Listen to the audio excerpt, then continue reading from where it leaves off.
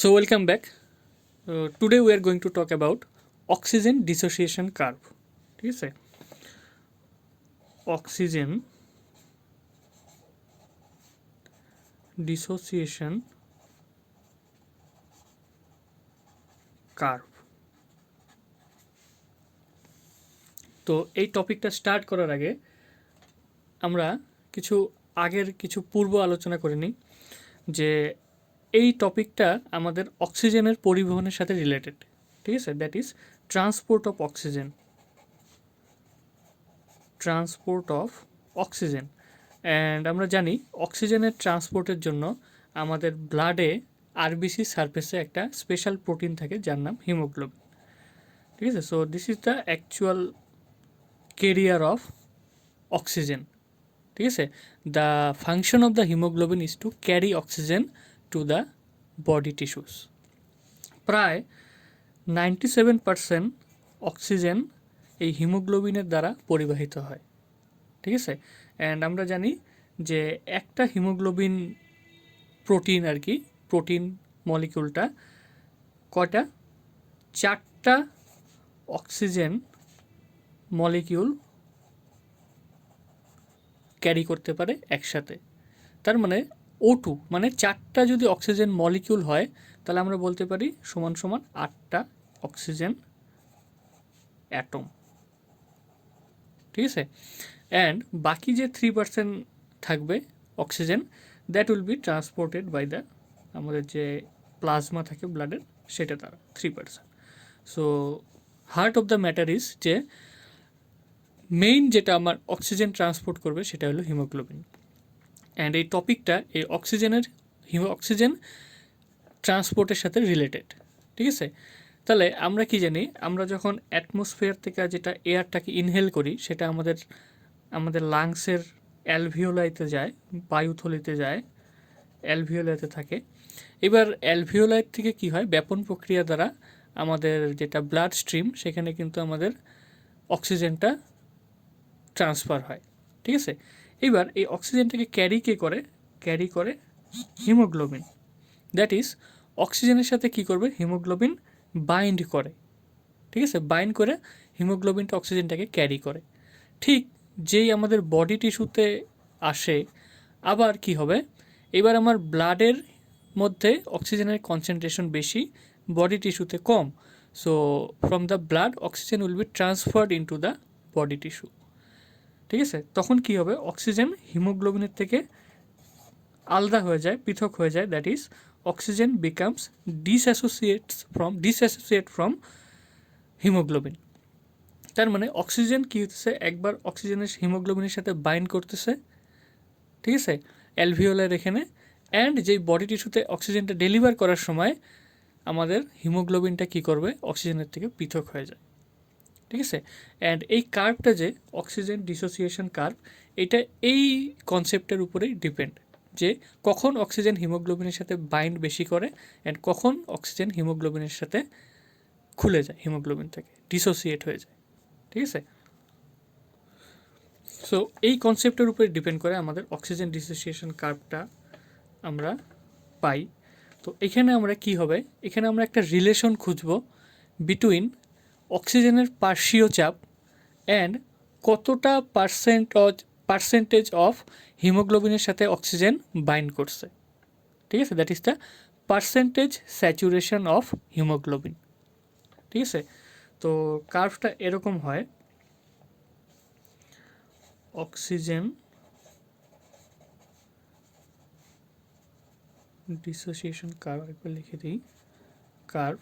তো এটা কার মধ্যে relation, it shows the relation between the partial pressure of অক্সিজেনের পার্শ্বীয় চাপ, প্রেশার অফ অক্সিজেন, কার সাথে, percentage saturation of haemoglobin with oxygen. ঠিক আছে, তার মানে O2-র সাথে হিমোগ্লোবিনের শতকরা কত পার্সেন্ট ইউজড আপ হয়ে গেছে, ব্যবহার হয়ে গেছে। ঠিক আছে, অলরেডি ইউজড আপ হয়ে গেছে। So it is the relation between. তো আমরা এক্স অ্যাক্সিসে আমরা পুট করব, এভাবে আমি যদি একটা কার্ভ আঁকি, এক্স অ্যাক্সিসে থাকবে আমাদের পার্শিয়াল প্রেশার অফ অক্সিজেন, ঠিক আছে। অ্যান্ড এই পাশে আমার কি থাকবে, এই পাশে থাকবে percentage saturation of haemoglobin with oxygen.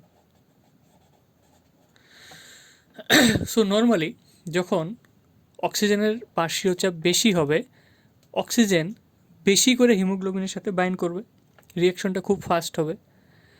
তো আমি অক্সিজেনের পার্শ্বীয় চাপ ইনক্রিজ করতেছি, বাড়াইতেছি, তো হিমোগ্লোবিন যেহেতু ফ্রি, হিমোগ্লোবিন অক্সিজেনের সাথে বাইন্ড করতে থাকবে।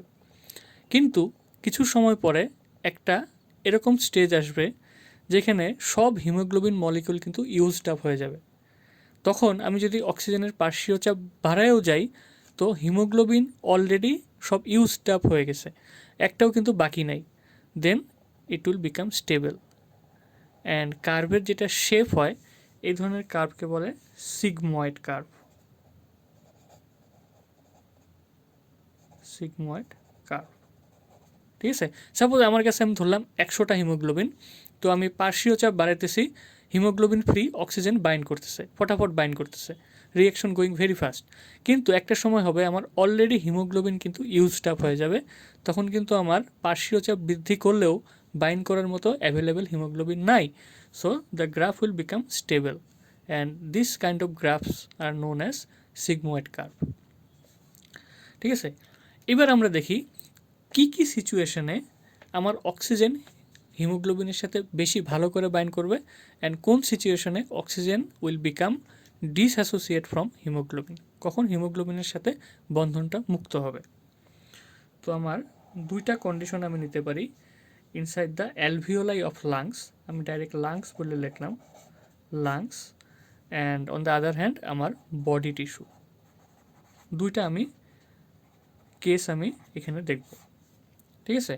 ফার্স্ট অফ অল লাংসে কিন্তু যেহেতু অক্সিজেন সবসময় সাপ্লাইটা হইতেছে, দ্য পার্শ্বীয় চাপ of oxygen, that is the partial pressure of oxygen is very high,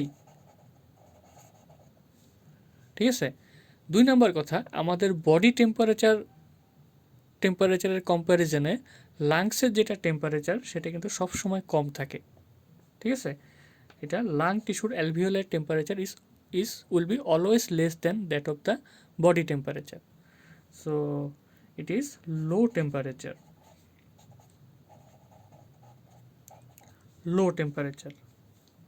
ঠিক আছে। 3 নাম্বার, আমাদের যেটা লাংসের যেটা পিএইচ হয়, ঠিক আছে, মানে অ্যালভিওলাই টিস্যুর যেটা pH, that is the parameter to জাজ অ্যাসিডিটি অ্যান্ড বেসিসিটি, অ্যাকচুয়ালি পিএইচটা কী হয়, হাই হয়, pH is relatively high. and আরেকটা কি, আমাদের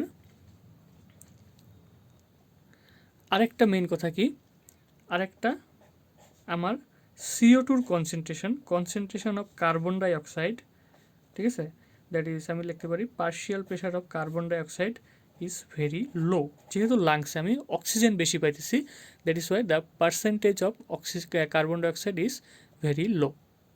তো oxygen high, carbon dioxide low, temperature low comparatively, and pH is high. এইগুলো ফ্যাক্টর কি করে, এইগুলো ফ্যাক্টর আমার অক্সিজেনের সাথে হিমোগ্লোবিনকে বাইন্ড করার একটা সুইটেবল এনভায়রনমেন্ট ক্রিয়েট করে। ইন দিস কন্ডিশন হিমোগ্লোবিন অক্সিজেনের সাথে ভালো মতো অ্যাটাচ হয়, ঠিক আছে। দ্যাট ইজ ওয়াই আমি যদি অক্সিজেন ডিসোসিয়েশন কার্ভটার একটা কম্প্যারিজন আনি ইনসাইড দ্য লাংস, তো লাং গ্রাফটা কিন্তু আমার লেফটের দিকে বেশি হবে, বিকজ ইনসাইড দ্য এটার ভ্যালুটা বেশি হবে, the binding between the oxygen and haemoglobin will be very high, because আমার এই কটা ফ্যাক্টরের জন্য ওরা কন্ডিশনটা এত সুইটেবল ক্রিয়েট করে যাতে অক্সিজেনের সাথে আমার হিমোগ্লোবিনের বাইন্ডিংটা ভালো হয়, ঠিক আছে। তো এইটার ঠিক উল্টা কন্ডিশন হবে আমার বডি টিস্যুতে, ঠিক আছে। কারণ বডি টিস্যুতে কী হবে, আমার 2 নম্বর কনসেপ্টটা কী হবে, যখন আমার ব্লাডটা অক্সিজেনটাকে ক্যারি করবে ইনসাইড দ্য বডি টিস্যুতে কিন্তু আমার partial pressure of oxygen low. 2 number, যেহেতু অক্সিজেন ইউজড আপ হয়ে ওখানে এটিপি প্রোডাকশন হতেছে, ঠিক আছে, আমার সেলুলার রেসপিরেশন হতেছে, তো ওইখানে কি হতেছে, আমার সবসময় রিয়াকশন হওয়ার জন্য টেম্পারেচার ইজ কম্পারেটিভলি হাই, এটা হাই টেম্পারেচার। 3 নাম্বার, যেহেতু all the biochemical reactions are going on, definitely percentage of hydrogen ion concentration, মানে H প্লাস আয়ন কনসেন্ট্রেশন কিন্তু হাই থাকবে। And H plus ion concentration high থাকা মানেই এটা acidic pH হবে, pH will be low. এখানে ঠিক উল্টা ছিল, concentration of H plus ion was low, আর সেটার জন্য কী হয়েছিল, পিএইচটা হাই, ঠিক আছে। And finally the partial pressure of carbon dioxide inside the body tissue is high, ঠিক আছে। কারণ আমরা জানি যখন এনার্জির প্রোডাকশন হয় তার বাই প্রোডাক্ট হিসাবে কিন্তু কার্বন ডাইঅক্সাইডও প্রডিউস হয়। দ্যাট ইজ ওয়াই এখানে ঠিক উল্টা কন্ডিশন। তার মানে এই কন্ডিশনগুলা, এই ফ্যাক্টরগুলা এরকম একটা কন্ডিশন ক্রিয়েট করে যার জন্য অক্সিজেন হিমোগ্লোবিনের থেকে ডিসোসিয়েট হয়ে যায় বা পৃথক হয়ে যায়, ঠিক আছে। তো আমি যদি এটা বডি টিস্যুতে কনসিডার করি, তো the graph will look somewhat like this. এটা কিন্তু আমার ভ্যালুটা ডিক্রিজ হবে, that is the oxygen dissociation curve is suppose to move towards the right, ঠিক আছে। So these are the factors, এই ফ্যাক্টরগুলো কিন্তু very important, that needs to be remembered. These are the factors that R responsible for association of hemoglobin with oxygen and then inside the body tissue dissociation of the oxygen with hemoglobin. So this is all about hemoglobin, transport of hemoglobin and oxygen dissociation curve, which is really really important, and these factors are very important. কি কন্ডিশনে আমার oxygen বেশি করে bind করবে and কি কন্ডিশনে আমার oxygen dissociate হবে। So this is all about today. Thank you.